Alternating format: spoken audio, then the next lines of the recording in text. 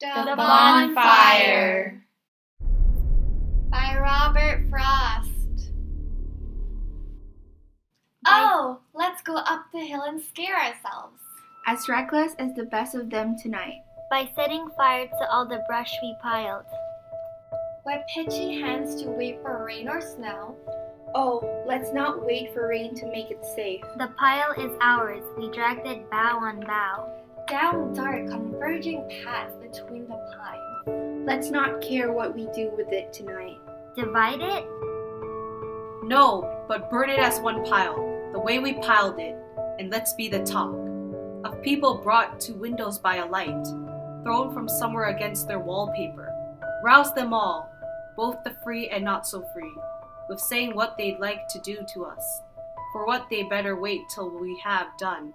Let's all but bring to life this old volcano, if that is what the mountain ever was, and scare ourselves, let wildfire loose we will. And scare you too? The children said together. Why wouldn't it scare me to have a fire? Begin in smudge with ropey smoke and know that still, if I repent, I may recall it, but in a moment, not. A little spurt of burning fatness, and then nothing but the fire can put it out. And that by burning out, and before it burns out, it will have roared first and mixed sparks with stars. And sweeping round it with a flaming sword, made the dim trees step back in a wider circle. Done so much, and I know not how much more. I mean, it shall not do if I can bind it. Well, if it doesn't with its draft bring on a wind to blow in earnest from some quarter, as once it did with me upon an April. The breezes were so spent with winter blowing, they seemed to fail the bluebirds under them. Short of the perch, their languid flight was toward. And my flame made a pinnacle to heaven, as I walked once around it in procession. But the wind outdoors, you know the saying. There came a gust, you used to think the trees, made wind by fanning since you never knew. It blown, but that you saw the trees in motion. Something or someone watching made that gust. It put the flame tip down and dabbed the grass, of over winter with the least tip touch. Your tongue gives salt or sugar in your hand, the place it reached to blacken instantly. The black was all there was by daylight, that and the merest curl of cigarette smoke, and a flame slender as the hepaticas, bloodroot and violets, so soon to be now. But the black spread like black death from the ground, and I think the sky darkened with a cloud, like winter and evening coming on together. There are enough things to be thought of then, where the field stretches toward the north, and sun setting to Hyla Brook I gave it, to flames without thinking twice where it verges.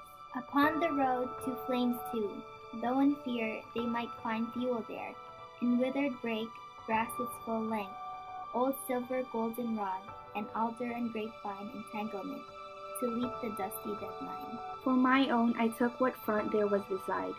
I knelt and thrust hands in and held my face away. Fight such a fire by rubbing, not by beating.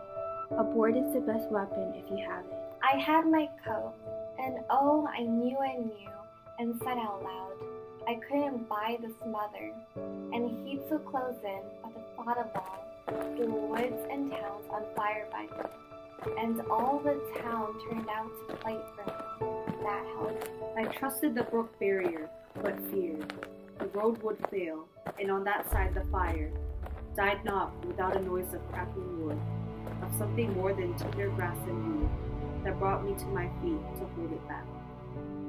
By leaning back myself as if the reins were round my neck and I was at the plow. I won! But I'm sure no one ever spread another color over a tenth the space that I spread coal black over in the time. It took me. Neighbors coming home from town couldn't believe that so much black had come there, while they had backs turned, that it hadn't been there. When they had passed an hour or so before, going the other way, and they had seen us. They looked about for someone to have done it, but there was no one. I was somewhere wondering where all my weariness had gone, and why I walked so light on air in heavy shoes. In spite of a scorched 4th of July feeling, why wouldn't I be scared remembering that? If it scares you, what will it do what to will us? it do to us? Scare you? But if you shrink from being scared, what would you say to war if it should come? That's what for reasons I should like to know. If you can comfort me by any answer. Oh, but war's not for children. It's for men! Ho ho ho!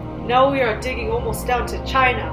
My dears, you thought that. We all thought it. So your mistake was ours. Haven't you heard it though? About the ships where war has found them out.